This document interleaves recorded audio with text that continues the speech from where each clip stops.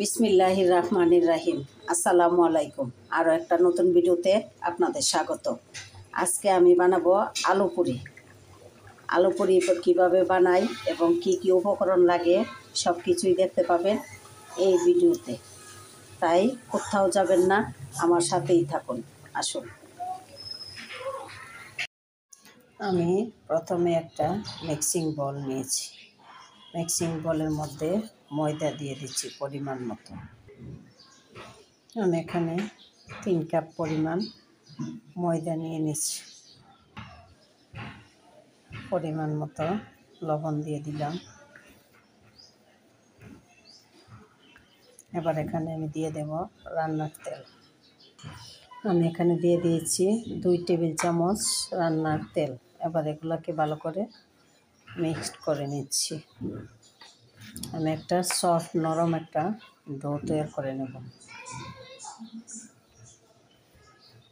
আলু পুরির আমি আগে ডোটা তৈরি করে নিচ্ছি, তারপরে দেখাচ্ছি আলু পুরির পুরটা তৈরি করব।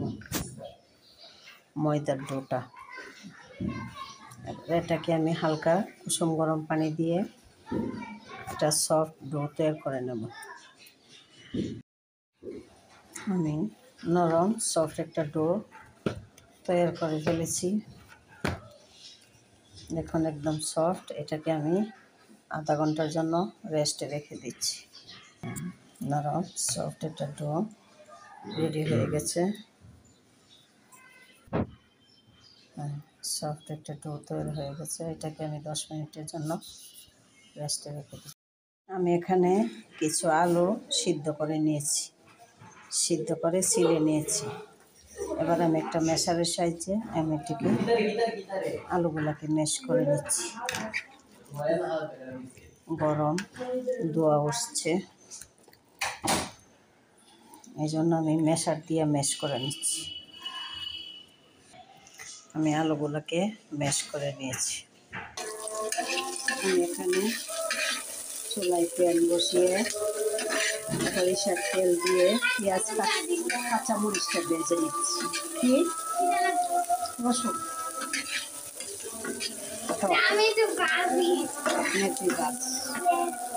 মোবাইল দিয়েছিলাম। আমি এখানে একটু আদা রসুন বাটা দিয়ে দিলাম।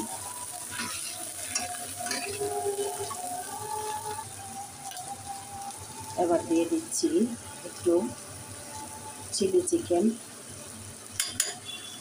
সাথে দিয়ে দিচ্ছি একটু গরম মশলার গুঁড়া। এবার এগুলোকে ভালো করে ভেজে নিচ্ছি। একটু হলুদের গুঁড়া এবং একটু ভাজা জিরার গুঁড়া দিয়ে দিলাম।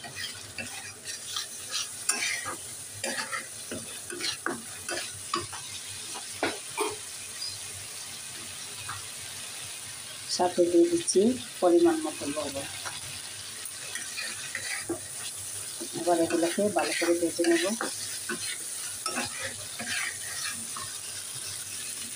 ভাজা হয়ে গেছে। আমি এবার ম্যাশ করে রাখা আলুটা দিয়ে দিচ্ছি। এবার আমি ভালো করে নেড়ে চেড়ে নিচ্ছি, ভালো করে ভেজে নেব।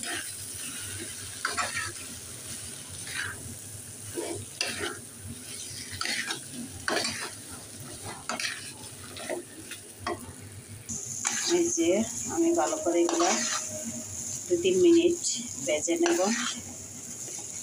সাথে দিয়ে দিচ্ছি কিছু ধনেপাতা কুচি। এবার এটাকে ভালো করে নেড়ে চেড়ে নিই।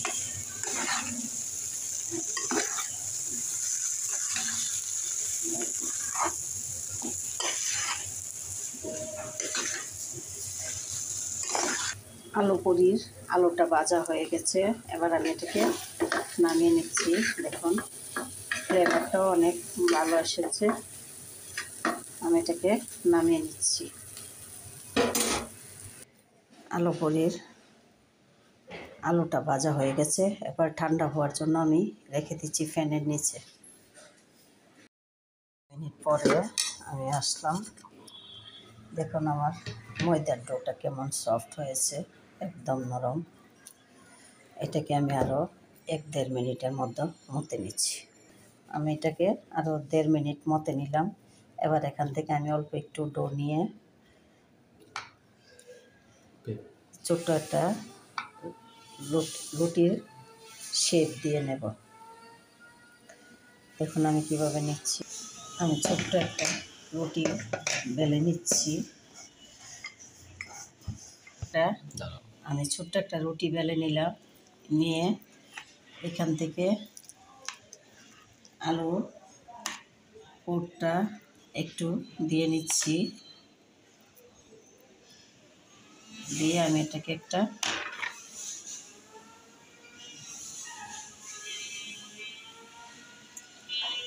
এভাবে গোল করে আমি এবার এটাকে একটু বড় করে নিচ্ছি, অল্প একটু বেলে নিচ্ছি। আমার একটি আলু পুরি হয়ে গেছে। আমি এখানে রেখে দিচ্ছি। এটাকে হাত দিয়ে একটু বড় করে নিচ্ছি। আমি একটা ছুরির সাহায্যে ছোটো ছোটো লিচি কেটে নিলাম। এবার এগুলো দিয়ে আমি আলু পুরি বানাচ্ছি কীভাবে দেখুন। আর একটা বেলে নিচ্ছি।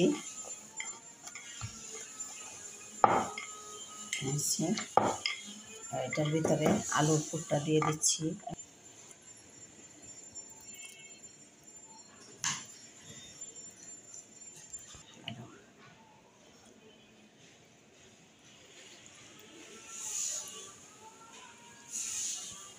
আমি এবার এটাকে একটু বেলে নিচ্ছি। আমার এখানে 5টা আলু পুরি হয়ে গেছে। এবার আমি এগুলোকে ভেজে নিচ্ছি। আমি চুলায় প্যান বসিয়ে আগুন দিয়ে দিলাম।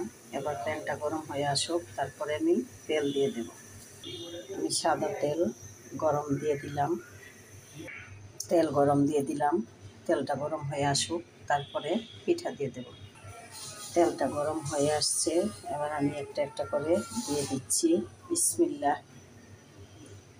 আমি 3-4টা একসাথে ভেজে নেব।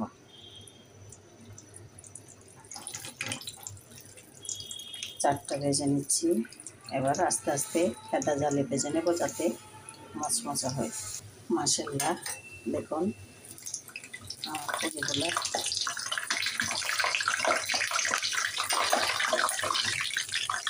ফুলে কত বড় হয়ে গেছে। আমি এবার থেকে উল্টিয়ে দিচ্ছি উল্টা পাশটা হওয়ার জন্য। দেখুন মাশাআল্লাহ, সবগুলোই ফুলে অনেক বড় বড় হয়ে গেছে।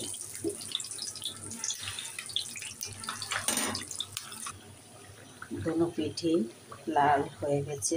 আমি এগুলোকে উঠিয়ে নেব। আর একটু এগুলো হয়ে গেছে। আমি এবার একটা ছাঁকনি দিয়ে তেলটা জড়িয়ে সবগুলো উঠিয়ে নিচ্ছি। এই যে দেখুন, দেখতে কত মচমচে এবং কত সুন্দর হয়েছে।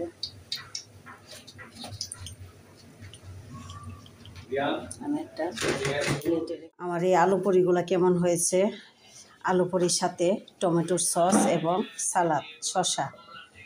আলু পুরিগুলো কেমন হয়েছে কমেন্ট করে জানাবেন। আরও নতুন নতুন ভিডিও দেখার আমন্ত্রণ জানিয়ে এখানেই শেষ করছি। আল্লাহ হাফেজ, আসসালামু আলাইকুম।